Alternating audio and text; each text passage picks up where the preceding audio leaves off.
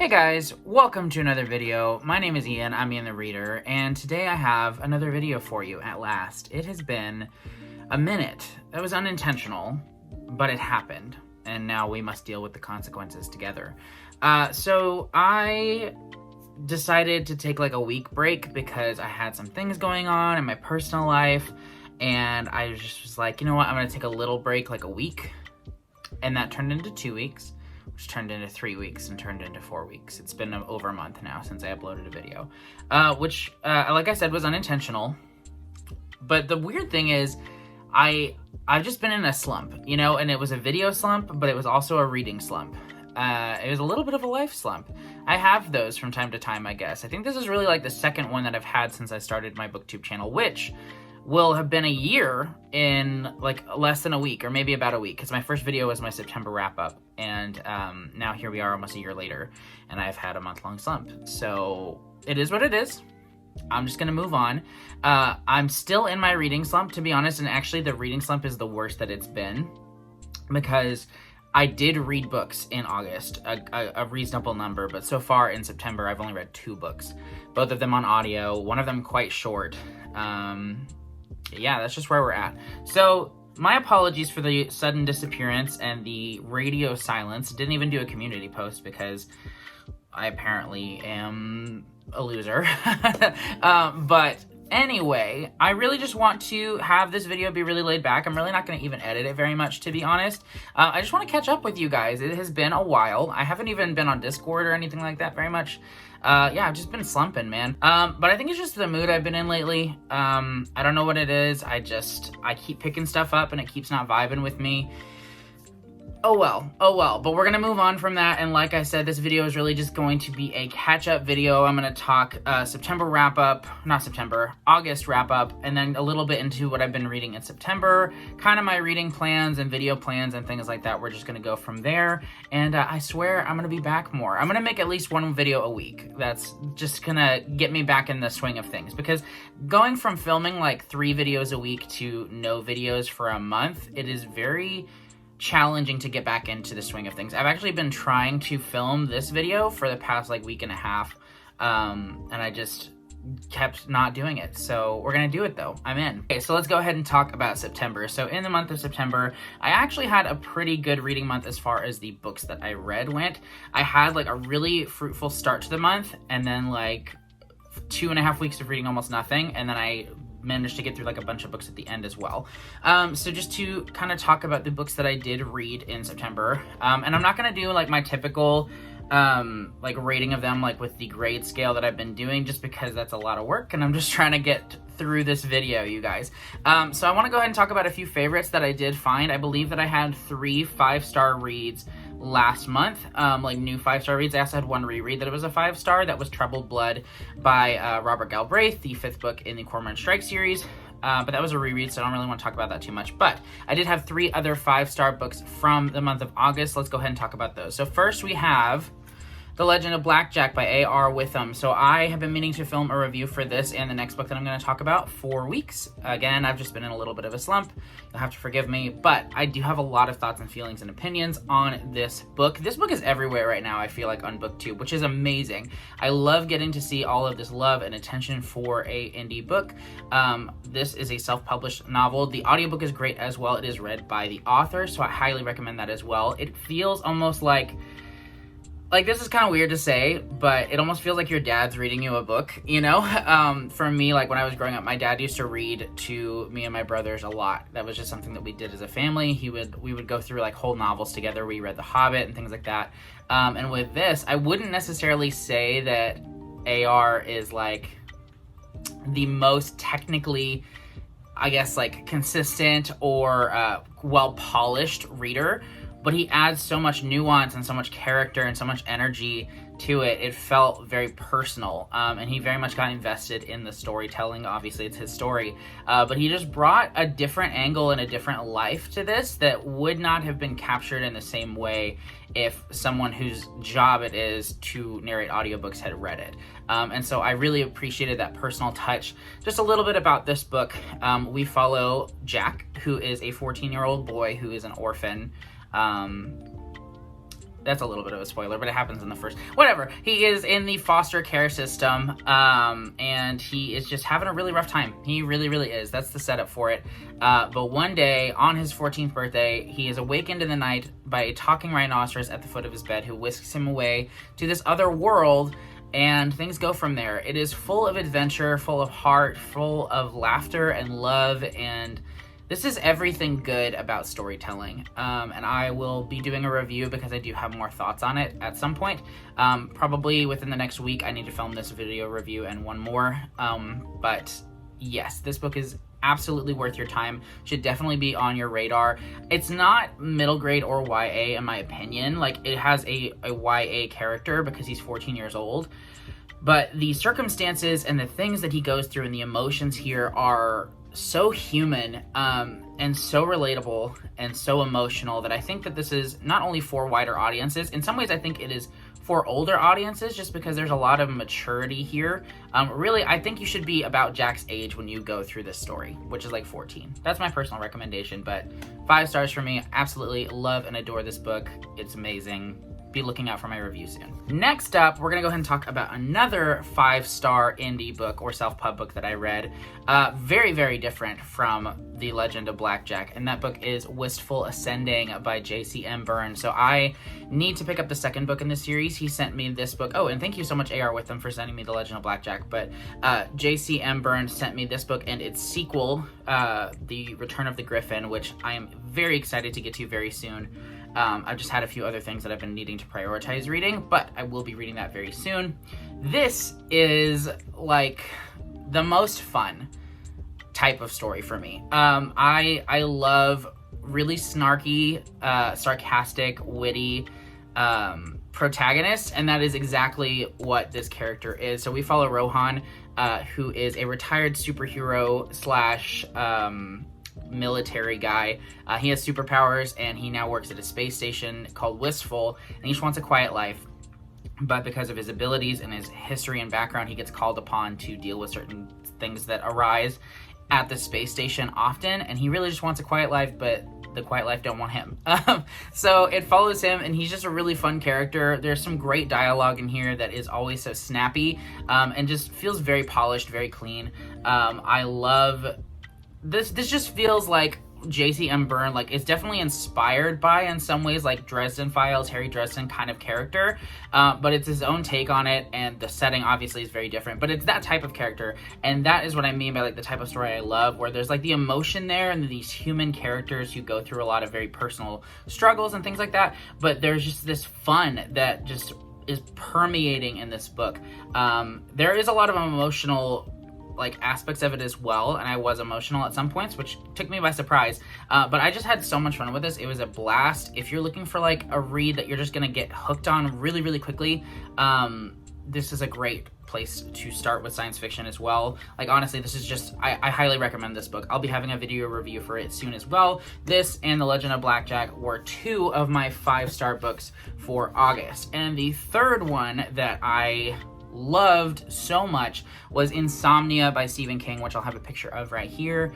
Wow, this was excellent. So I am a huge Stephen King fan, obviously. I've actually been reading a lot of Stephen King lately. I do have one more to talk about from August, but this was fantastic. This is the best Stephen King book I've read this year, probably.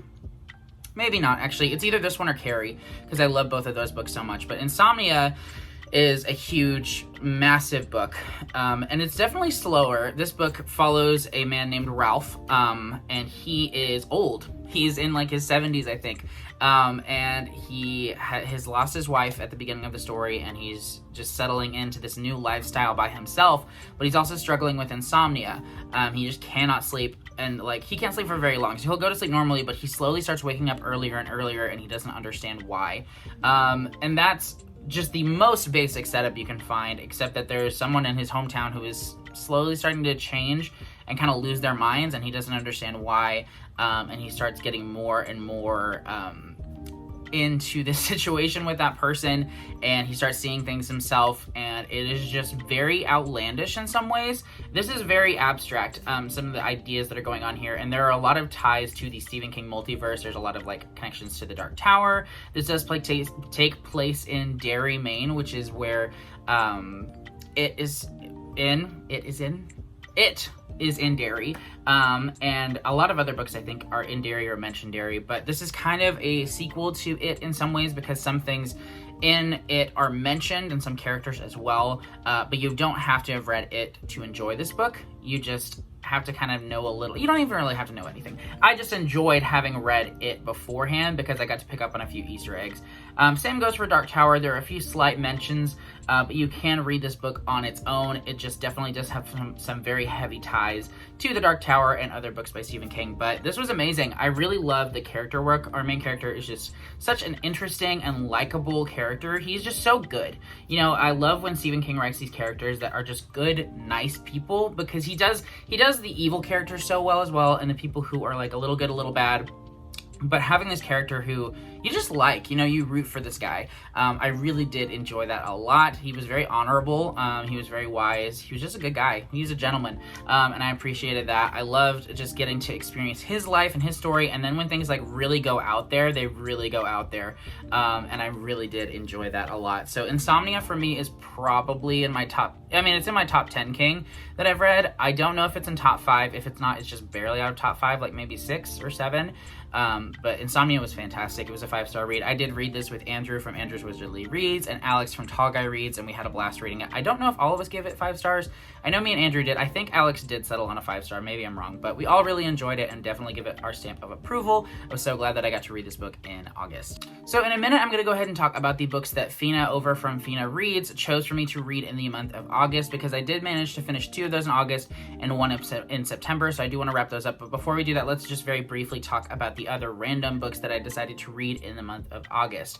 So first we have The Eyes of the Dragon. I believe it's The Eyes of the Dragon, not The Eye of the Dragon, by Stephen King. The reason I read this is because it has some serious ties to the Dark Tower, and I'm wanting to continue my journey through the Dark Tower with a lot of extra reading material as well, because there are the initial 7 books plus the one that is like kind of in between book 4 and 5, but then there are a lot of other books that are tied to it, and I was recommended to read The Eyes of the Dragon before continuing on with the series, so I did read that.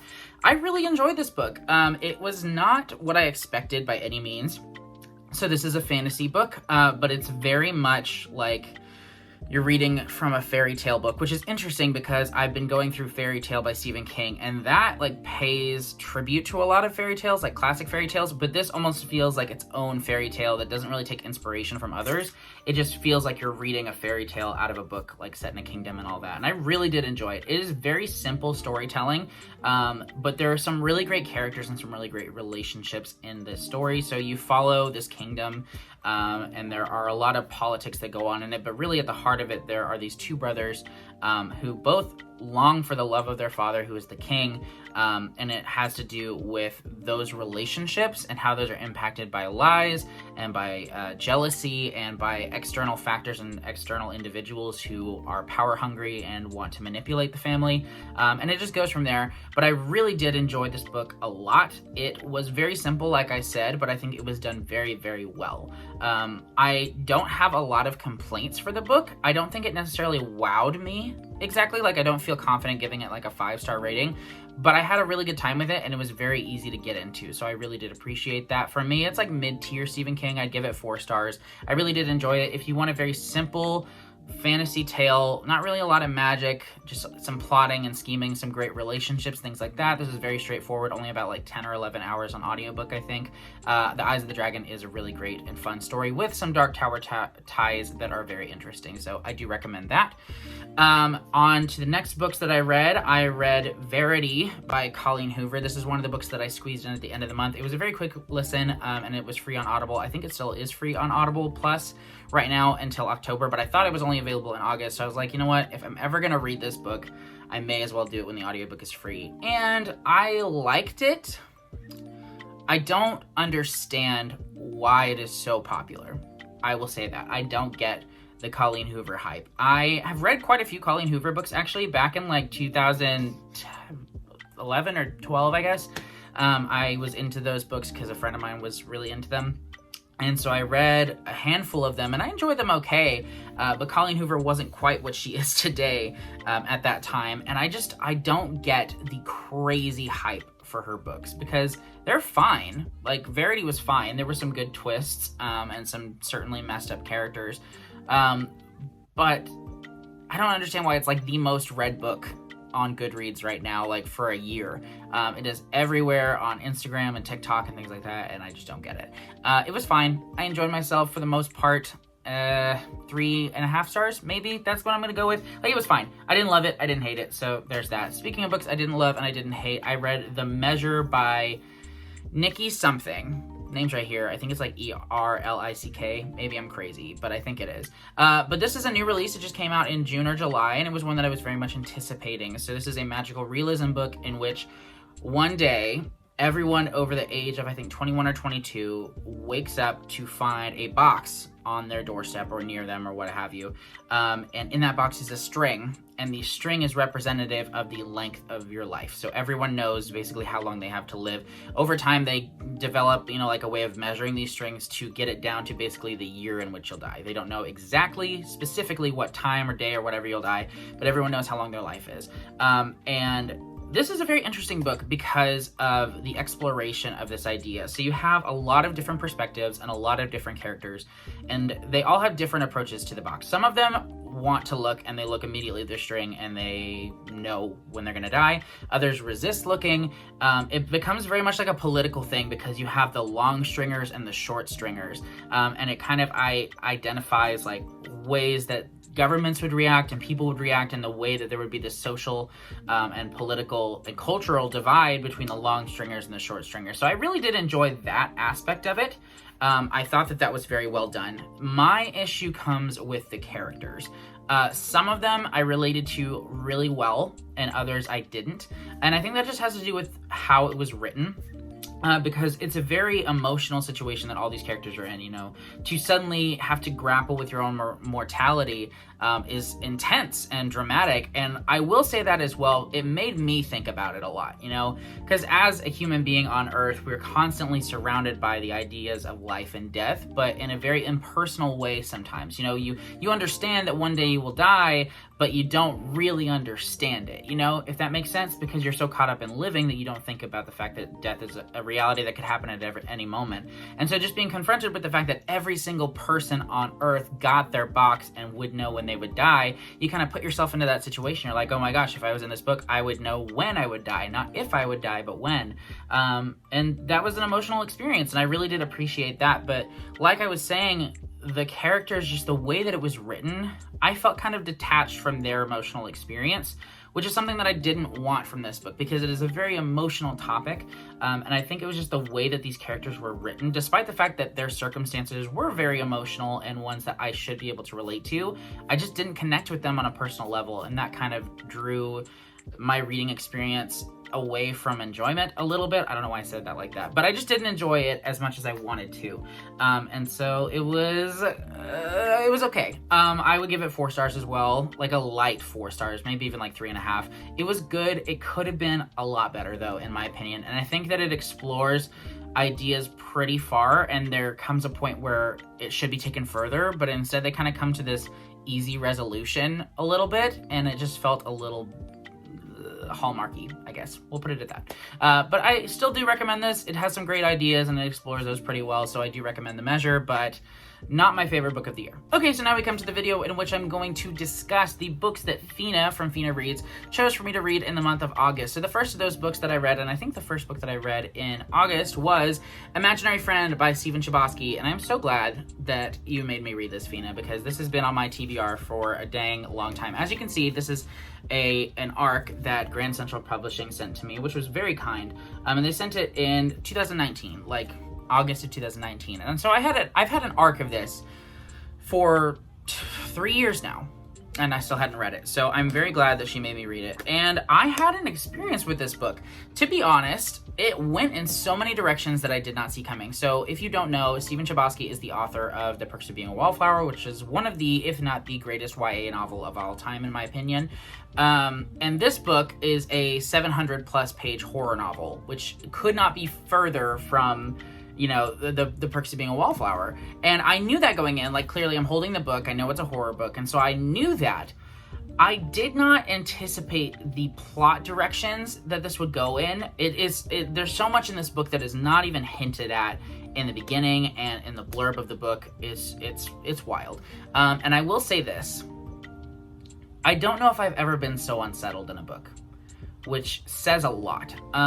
I'm not scared necessarily, but a little bit actually. Maybe, I guess Pet Sematary by Stephen King had a little bit more of a reaction from me, but not by a lot. Imaginary Friend is shocking and just intense. Like, there comes a point in this book where it feels like you are walking through a nightmare for like 100 pages. Whew, it was wild. So if you like horror books, please give this a try because it is insane. It wasn't perfect. I think that the pacing was a little bit off at the beginning, and it feels like you kind of have a lot of huge climax moments in the second half, so it definitely was engaging, but it's just the pacing of it was really intense in the second half, so I guess a little bit of an unbalance in the pacing throughout the story, and the ending is weird, and I don't know how I feel about it, not only from a reader standpoint, but from a moral standpoint.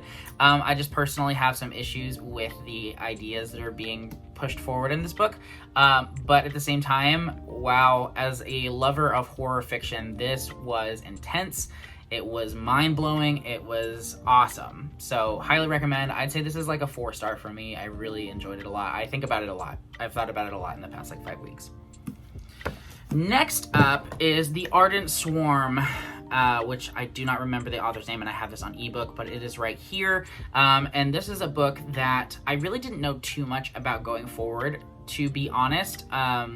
I got it for free on Kindle at some point, and I think it's an interesting book. So what it does is you have this beekeeper, and the whole time he is very passionately caring for his bees and things like that, but there's also, it's like a symbol for the state of the country that he lives in, and I don't even know how I feel about this book, to be honest. I enjoyed the symbolism, and I enjoyed the bees. I don't think that I really felt much, if anything, for the characters, despite the fact that some of the things that they were going through were rough. I think part of that is because the book was very, very short. I would have liked a little bit more time to dwell with the characters. Also, the prologue felt very strange and detached from the rest of the story, which Fina warned me about. But ultimately, I needed a bit more to care about this book. And sometimes like a short book can be perfect, when they really take advantage of every single moment with the characters and they capitalize on a lot of the emotions and circumstances and things like that, it can all come together perfectly, and a short novel can be just chef's kiss, perfect, flawless. This was not, unfortunately. I enjoyed some things about it. I just don't really think that I cared all that much, unfortunately. So this was like a light 3 stars, unfortunately. Overall, I'm glad that I read it though, so thank you, Fina, for having me read that book. And then we have Foundation by Isaac Asimov, which I actually read in the first few days of September because I was in the middle of my slump around August, and so I was not able to fit this in. And this is definitely a book that I think you have to be in the right mindset for, because this is not a character-driven story by any means. So this is a very classic foundation science fiction novel to science fiction as we know it today, and I think that this story is excellent in some ways because there are a lot of really interesting ideas that are presented here, and this is really very much an idea-driven book, not a character-driven book. In some ways, it's like a lot of short stories in the history of this people, as this great and terrible destruction of humanity has been predicted by Henry Selden. I believe that Harry Selden, not Henry. It kind of begins very lightly to go into the progression of this destruction and rise of a second humanity. And I think there are some really interesting ideas in here. Like I said, it is not character-driven at all. And for me, I'm very much a character reader.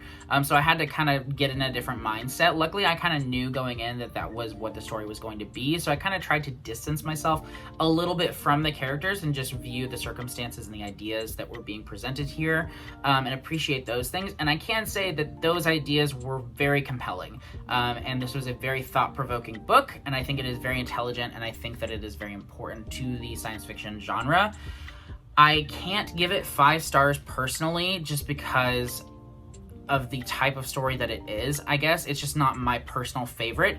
Now, for science fiction stories and how foundational it is, I highly, highly recommend you reading this if you're into science fiction, and I think that it does a lot of things right and a lot of important things, but my personal enjoyment was not quite at 5 stars. I'd give this 4 to maybe even 4.5 if I really did want to do that, but I'm really like probably around 4 stars. As I reflect on it more, I think I will determine my emotions a little bit more, but I also think that this book on its own isn't enough. You know, I think that you really should read the rest of the series to kind of get a full picture of the ideas and the story that is being presented here. So I enjoyed this, but I want to read more before I really determine how I feel ultimately. Alrighty, folks, we're going to go ahead and end the video here. I thought about talking a little bit more about what I've been reading in September, but we'll save that for its own individual wrap-up. That being said, do be on the lookout for some upcoming videos that I will be having out. As I said, I am going to go ahead and do some dedicated reviews for Wistful Ascending and The Legend of Blackjack. And then in addition to that, I will be doing my BookTube birthday tag thing next week or the week after that, because I do have that coming up very soon. Very excited about that. And, you know, just some other fun videos that I'll be doing. I think I just got tagged in the Why Haven't I Read That tag, finally. I've seen that floating around and somebody finally tagged me, so I'll be doing that at some point as well, and who knows what else will be happening. But thank you guys so much for sticking around, for enduring, for being patient, and coming back and watching my video. I appreciate it. I know a month is not all that long in the grand scheme of things, but it is the longest I've gone without making a video, so it definitely feels like kind of having to start things back up again and get motivated again. But I love this community. I'm excited to be here, and I'm excited to talk about books with you guys. Speaking of, let me know in the comments what you have been reading in August and September. If you have a new favorite that you want to share with me, I would love to hear about it, and just talk to me. It's nice to be back. So thank you again so much for watching, and I'll see you in the next video. Bye!